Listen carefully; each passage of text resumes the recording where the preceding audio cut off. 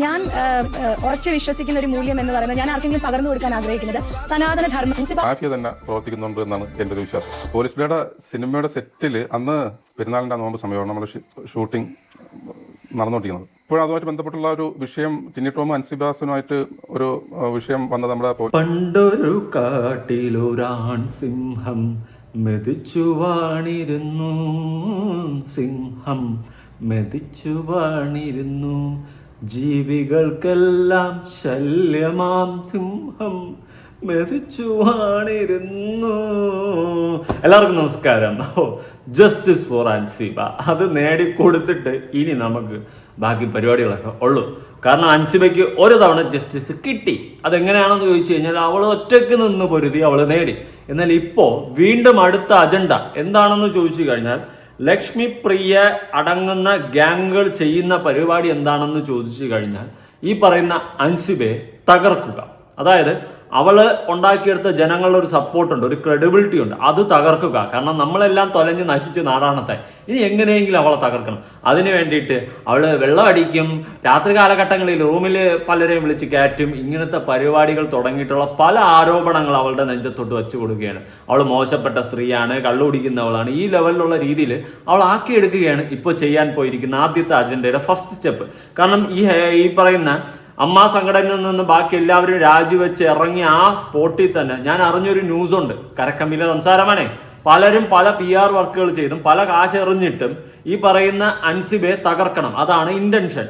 അൻസിബയെ തകർക്കാൻ വേണ്ടിയിട്ട് പല യൂട്യൂബേഴ്സിനടക്കം ചിലപ്പോൾ കാശ് കിട്ടിയേക്കും, കാശ് കൊടുത്തേക്കും. അങ്ങനെ പല കാര്യങ്ങളടക്കം പുറത്തു വരുന്നുണ്ട് സുഹൃത്തുക്കളെ. കരക്കമ്പിയിൽ ഭയങ്കര സംസാരം ഇതൊക്കെ. പ്രമുഖ സംഘടന ഭാരവാഹികളായിട്ടുള്ള ചില ആൾക്കാരൊക്കെ പൈസ എറിയുന്നുണ്ട്. എന്തിനാ? അൻസിബയെ തകർക്കാനായിട്ട്. ഈ അദാനിയിൽ നിന്നും 15 ലക്ഷമാണെന്നാണ് ലക്ഷ്മി പ്രിയ പറഞ്ഞത്. പക്ഷെ കരക്കമ്പിയിൽ 15 കോടി എന്നാണ് പറയുന്നത്. അങ്ങനെ 15 കോടിയോളം മുൻ പ്രസിഡന്റ് അടക്കം നേതൃത്വത്തിൽ അവിടെ 15 കോടിയോളം രൂപ വന്നു കഴിഞ്ഞാൽ പലർക്കും കൈയിട്ട് വരാം. ഇങ്ങനെ അതുകൊണ്ട് അതെല്ലാം ഫ്ലോപ്പാക്കിയത് ആരാ? അൻസിബ. ഓക്കെ, അപ്പൊ നമുക്ക് വിഷയത്തിലോട്ട് വരുന്നതിന് മുന്നേ വീഡിയോ ആദ്യമായി കാണുന്നവരും ഞാൻ പറയുന്നത് സത്യമുണ്ടെന്ന് വിശ്വസിക്കുന്നവരും അൻസിബയെ സപ്പോർട്ട് ചെയ്യുന്നതുമായുള്ള ആൾക്കാരെ നിങ്ങൾ വീഡിയോ ലൈക്ക് ചെയ്യുക, മാക്സിമം ആൾക്കാരിലേക്ക് ഷെയർ ചെയ്യുക. ഹൈപ്പ് ഉണ്ടെങ്കിൽ ഹൈപ്പും കൊടുക്കുക ഓപ്ഷൻ. ഓക്കെ, സൈഡിൽ കമന്റിന്റെ ഇപ്പുറത്ത് കാണും, അതെടുത്ത് അതും കൊടുക്കുക. അങ്ങനെ നിങ്ങൾ മാക്സിമം ആൾക്കാരിലേക്ക് എത്തിക്കുക. കാരണം ഈ പറയുന്ന കുറേ നല്ല പുന്നാര ജല്ലിക്കെട്ട് മക്കളുടെ തനി ഗുണങ്ങൾ നിങ്ങൾ അറിയണം. ഇനി അൻസിബയെ തകർക്കാനായിട്ട് ആദ്യത്തെ ഒരു അജണ്ട ഒരു ഡയറക്ടറിനെ രംഗത്തിറക്കിയിട്ടുണ്ട്. അതിനുശേഷം ഇപ്പൊ ലക്ഷ്മി പ്രിയക്ക് ഫുൾ സപ്പോർട്ടായിട്ട് നിൽക്കുന്ന ഏട്ടായി ഇല്ലേ, ലക്ഷ്മി പ്രിയയുടെ സ്വന്തം ഏട്ടായി, ഹസ്ബൻഡ് ഏട്ടായി കാണിക്കുന്ന കുറെ കോപ്രായങ്ങളൊക്കെ ഉണ്ട്. പഴയ കഥയാ. കുറച്ചു കാലം മുന്നേ പേജുകൾ മറിക്കണം. അയ്യോ എൻ്റെ ഭർത്താവ് അവൻ വരും നാണിയോ. നമുക്ക് അതിലോട്ടൊക്കെ പോകണം, സമയം ഒരുപാടുണ്ട്, പെട്ടെന്ന് തന്നെ നമുക്കെല്ലാം പറഞ്ഞു തീർക്കാനുള്ളതാണ്. അപ്പൊ നമുക്ക് ആദ്യം തന്നെ ഇപ്പോൾ രംഗത്തിറക്കിയിട്ടുള്ള ആദ്യത്തെ അജണ്ടയായിട്ടുള്ള ഡയറക്ടറിനെ നമുക്കൊന്ന് പരിചയപ്പെടാം. പേരും കൂടി ഒന്നും ഞാൻ പറയത്തില്ല, കാരണം ഒരു 10 ആൾ പോലും അറിയണം. പക്ഷെ പറഞ്ഞ വാക്കുകൾ നിങ്ങൾ കേൾക്കണം. ഓക്കെ, അപ്പൊ എന്താണ് പുള്ളി ഉദ്ദേശിക്കുന്നതെന്ന് വെച്ച് കഴിഞ്ഞാൽ അൻസിബയെ തകർക്കുക. പിന്നെ ടിനിയേട്ടൻ ഇറക്കിയ ആളാണോ എന്ന് എനിക്കൊരു ഡൗട്ട് ഉണ്ട് കേട്ടോ. കാരണം പലരും ഇറക്കുന്നുണ്ട്, കാശ് കൊടുത്ത് ആളെ ഇറക്കുന്നുണ്ടെന്ന് നമ്മൾ നേരത്തെ അറിഞ്ഞു. കരക്കമ്പിലുള്ള സംസാരമാണ് നോമ അറിയുന്നത്. അപ്പൊ നമുക്ക് ആദ്യം തന്നെ തുടങ്ങാം. ഏട്ടായി പറ. സിനിമാ മേഖലയിൽ ഒരു മാഫിയ തന്നെ പ്രവർത്തിക്കുന്നുണ്ട് എന്നാണ് എന്റെ ഒരു വിശ്വാസം. പോലീസ് ബ്ലേഡ് സിനിമാ മേഖലയിൽ ഒരു മാഫിയ തന്നെ പ്രവർത്തിക്കുന്നു എന്നതാണ് എന്റെ സംശയം. അതുള്ളതാ. ആ മാഫിയ ഗാങ്ങിൽപ്പെട്ടിട്ടുള്ള ചിലരൊക്കെ ഇപ്പം കിടന്ന് വെള്ളം കുടിക്കുക, ഒക്കെ കിടന്ന് വിളിക്കുക. സിനിമയുടെ സെറ്റില് അന്ന് പെരുന്നാളിന്റെ നോമ്പ് സമയമാണ് നമ്മൾ ഷൂട്ടിംഗ് നടന്നുകൊണ്ടിരിക്കുന്നത്. അപ്പോൾ അതുമായിട്ട് ബന്ധപ്പെട്ടുള്ള ഒരു വിഷയം ടിനി ടോമും അൻസിബാസുമായിട്ട് ഒരു വിഷയം വന്നത് നമ്മുടെ പോലീസ് ബ്ലേഡ് സെറ്റില് നമ്മുടെ പ്രൊഡക്ഷൻ. അണ്ണ എന്തൊന്ന് ആലോചിക്കണം, വല്ലതുണ്ടെങ്കിൽ നേരെ ചോങ്ങട്ട് പറ. അണ്ണ ഇരുന്ന് ആലോചിക്കണം. ഇപ്പൊ നമ്മുടെ പ്രൊഡക്ഷൻ സെറ്റില് അത് പിന്നെ അൻസിബ, ടിനി ടോം, പറ. കൺട്രോളുടെ മകനെ മതം മാറ്റാൻ ശ്രമിച്ചു എന്നുള്ളൊരു ഇത് ടിനി ടോം അൻസിബാസിന്റെ അടുത്ത് പറഞ്ഞതായിട്ടാണ് ഒരു വിവാദമായൊരു വിഷയം വന്നത്. അങ്ങനല്ല അണ്ണ, ടിനി ടോം അൻസിബാസിന്റെ അടുത്ത് പറഞ്ഞെന്നല്ല. അണ്ണ ക്ലിയർ ആയിട്ട് കേക്ക്, അല്ലാതെ കിഴങ്ങെന്ന് അറിയുമെന്ന് പറഞ്ഞുകൊണ്ട് വരാതെ അണ്ണ ക്ലിയർ ആയിട്ട് കേക്ക്. അതായത് ടിനി ടോം അൻസിബയെ എടുത്ത് പറഞ്ഞു താൻ മതം മാറ്റാൻ ശ്രമിക്കുന്നു എന്നല്ല. വേറെ പലരോടും പറയുന്നു അവള് ജിഹാദിയാണ്, അവള് മേത്തച്ചിയാണ്, അവള് മറ്റതാണ്, അവള് പലരെ മതം മാറ്റാൻ ശ്രമിക്കുന്നു, അങ്ങനെയാണ് ഇങ്ങനെയാണ് ഒലക്കയാണ് തെങ്ങയാണ് മുട്ടാണ് എന്നൊക്കെ പറഞ്ഞുകൊണ്ട് വേറെ പലരോടും അൻസിബയെ പറ്റിയിട്ട് അപവാദം പറയുന്നു. ഇതിനൊന്നും തികയണ്ണു പോരാഞ്ഞിട്ട് ലാലേട്ടനുമായിട്ട് അവിഹിതം, നമ്മുടെ മഹാനടനായ ലാലേട്ടനുമായിട്ട് അൻസിബയ്ക്ക് അവിഹിതം. ഇനി അതൊന്നും പോരാഞ്ഞിട്ട് രണ്ടാം അച്ഛനുമായിട്ട് അൻസിബയ്ക്ക് അവിഹിതം. വാവ്, വണ്ടർഫുൾ, ഇലാസ്റ്റിക്, ബ്രയസ്റ്റിക്, വഹാറ്റിസ്റ്റിക്. കൈ കിട്ടിനെ പിടിച്ച് കഞ്ഞിവെള്ളം കുടിപ്പിച്ചാന്. അതുമായി ബന്ധപ്പെട്ട് ഞാൻ ഫേസ്ബുക്കിലൊരു പ്രതികരണം നടത്തിയായിരുന്നു.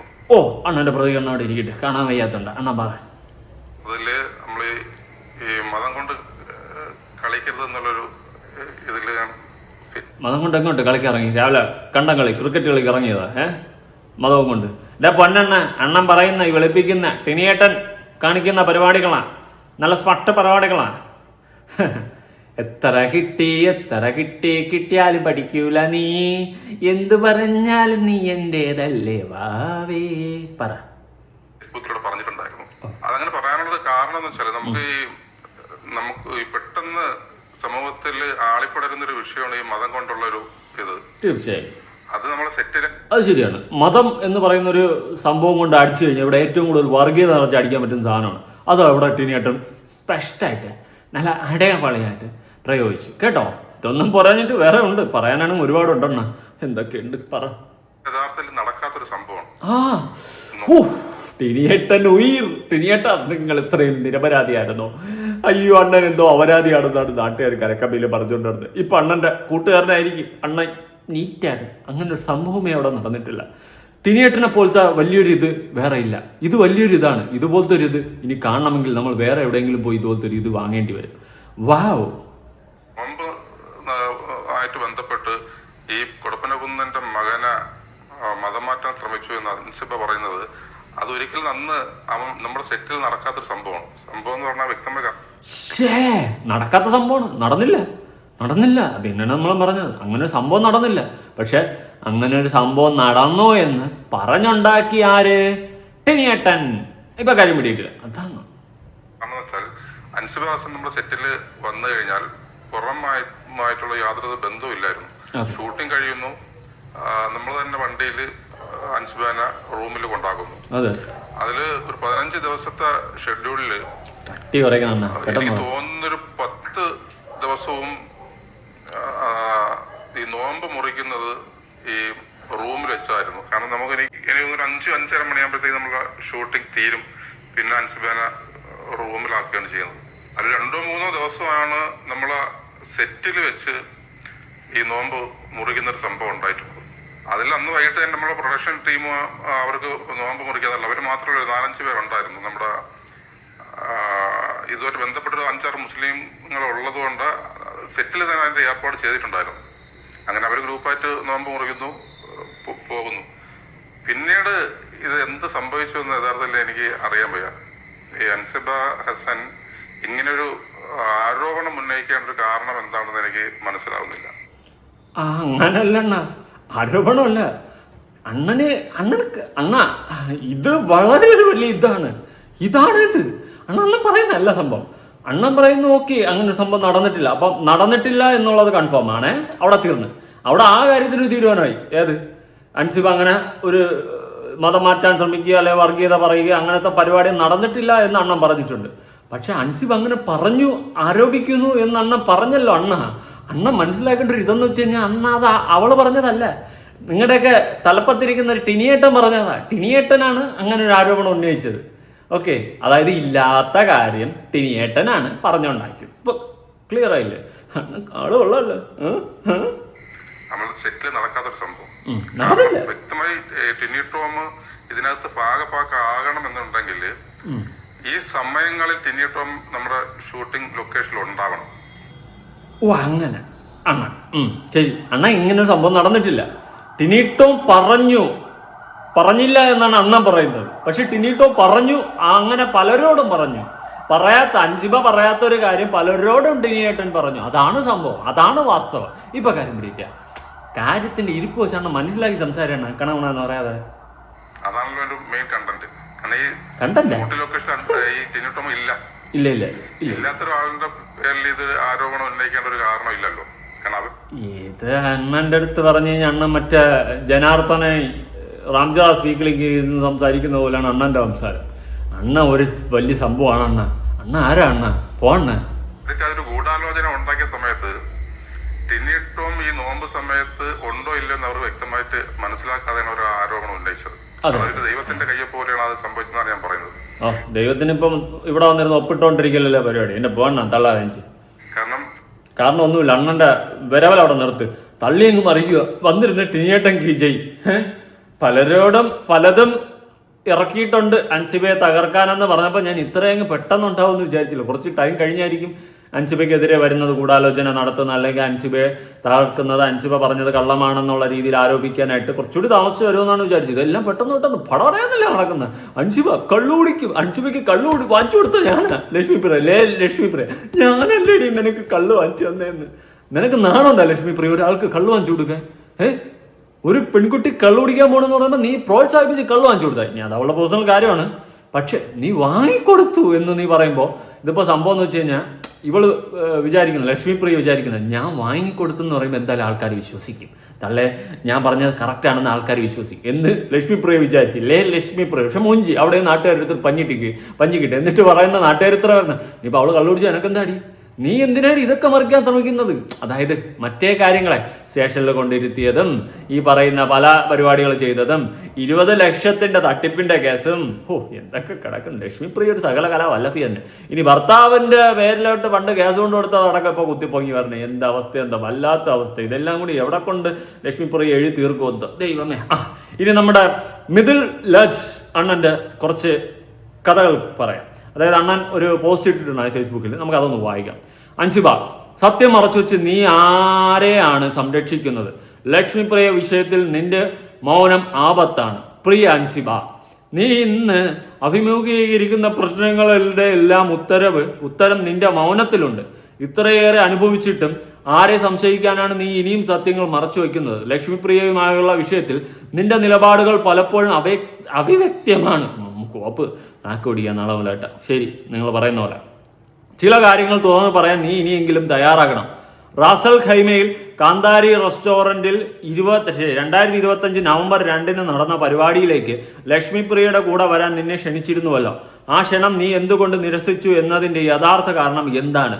സിനിമാ മേഖലയിലെ ചില വ്യക്തികളുടെയും പെൺകുട്ടികളുടെയും ലക്ഷ്യം വെച്ച് ദുബായ് കേന്ദ്രീകരിച്ച് പ്രവർത്തിക്കുന്ന ഒരു വലിയ മാഫിയ സംഘത്തിൽ ലക്ഷ്മിപ്രിയയ്ക്ക് പങ്കുണ്ടെന്ന വിവരം നീ അറിഞ്ഞത് മുതലാണോ നിന്റെ പ്രശ്നങ്ങൾ ആരംഭിച്ചത്? അതായത് ലക്ഷ്മിപ്രിയയ്ക്ക് ഈ പറയുന്നത് പോലെ എവിടം കേന്ദ്രീകരിച്ച് ദുബായ് കേന്ദ്രീകരിച്ച് നടക്കുന്ന പെൺകുട്ടികളെ കടത്തുന്ന വാണിഭത്തിൽ ഈ പറയുന്ന ലക്ഷ്മിപ്രിയയ്ക്ക് പങ്കുണ്ട് എന്നുള്ളൊരു കാര്യം ഈ അൻസിബ അറിഞ്ഞത് കൊണ്ടാണോ എന്നതാണ് ഇവിടുത്തെ ചോദ്യം. പ്രശ്നങ്ങൾ ആരംഭിച്ചത് ഇക്കാര്യത്തിൽ തുറന്നു പറയാൻ നീ എന്തുകൊണ്ട് മടിക്കുന്നു? അതായത് ഈ ചെമ്പരത്തി റെസ്റ്റോറന്റ് ഇല്ലേ, ഇപ്പോഴും ഈ രേണുസുതിയൊക്കെ പോയി ഉൾക്കടിച്ചില്ലേ, അതിന്റെ പഴയ പേരാണ് കാന്താരി എന്നാണ് പറയപ്പെടുന്നത്. ഓക്കെ, ഞാൻ അവിടെ പോയി നോക്കിയില്ല, നോക്കിക്കഴിഞ്ഞാൽ നമുക്ക് കാര്യമായിട്ട് കൃത്യമായിട്ട് നോക്കാം. മിഥിൽ രാജ്, ഇതാണ് മിഥിൽ രാജ് അബ്ദുൾ അണ്ണൻ. ഓക്കെ, അണ്ണന്റെ ബാക്കി വായിക്കാം. ദുബായിൽ പോയപ്പോൾ ഫോട്ടോ എടുത്തിരുന്നോ എന്ന വളരെ ലളിതമായ ചോദ്യം ചോദിച്ചതിനാണ് ലക്ഷ്മിപ്രിയ നിനക്കെതിരെ കേസ് നൽകിയത്.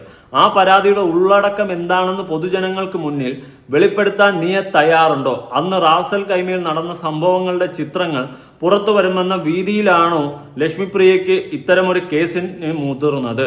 അതായത് അവിടുത്തെ അന്നത്തെ കുറെ വിഷ്വൽസ് ഉണ്ട്, അടിയിട് പാമ്പേ, അടാട് പാമ്പേ, ആടാട് പാമ്പേ, അന്തമാതിരി കുറച്ച് വിഷ്വൽസ് ഉണ്ട്.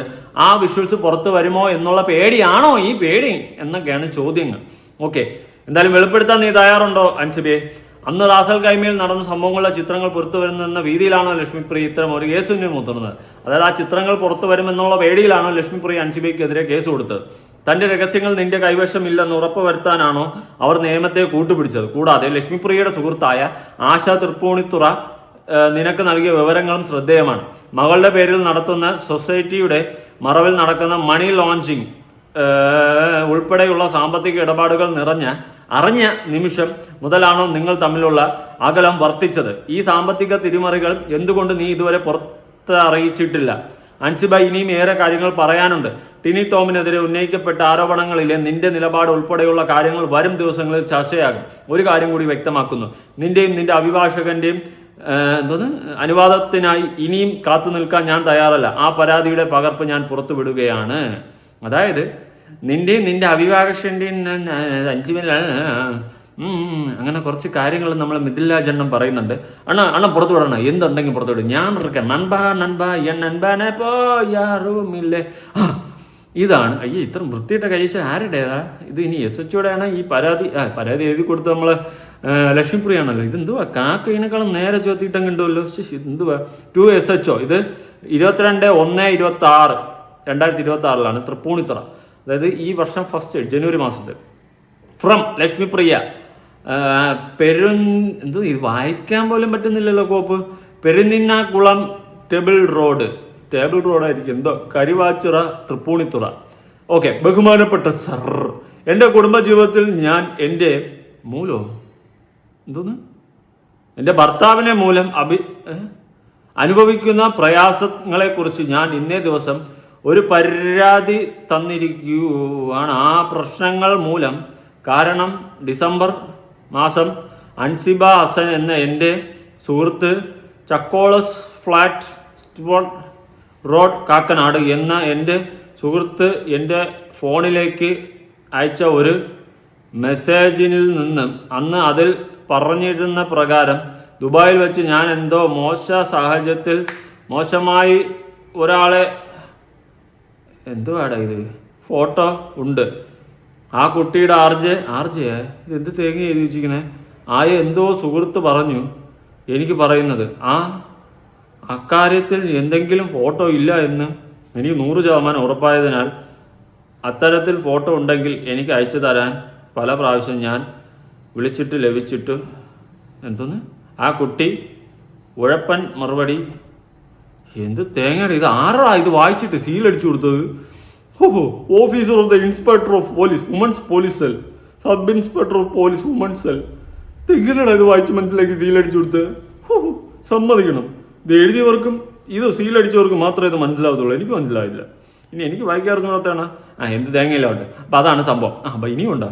തീർന്നില്ല. എന്നാൽ ഈ മെസ്സേജ് എൻ്റെ ഭാഗത്ത് കാണുകയും അന്ന് മുതൽ എന്നെ ശാരീരികമായും മാനസികമായും ചെയ്യുകയാണ്. ഉപദ്രവിക്കുകയും ചെയ്യണം. അങ്ങനെ വരട്ടെ. അതിൽ ബഹുമാനപ്പെട്ട മാഡം എൻ്റെ എൻ്റെ ഭർത്താവിനെയും അൻസിബ ഹസൻ എൻ്റെ സുഹൃത്തിനെയും ഇവിടെ വിളിച്ചു വരുത്തി ഇതേപ്പറ്റി ചോദിച്ച ഫോട്ടോ ഹാജരാക്കാൻ ആവശ്യപ്പെടുന്ന അത്ര ഫോട്ടോ ഉള്ള എൻ്റെ കുടുംബജീവിതം നശിപ്പിച്ചതിന് കാരണമായ ആ കുട്ടിക്ക് എതിരെ നടപടിയെടുക്കണം എന്നും താഴ്മയെ അപേക്ഷിക്കുന്നു എന്ന് ലക്ഷ്മിപ്രിയ. അയ്യോ ഇതാര്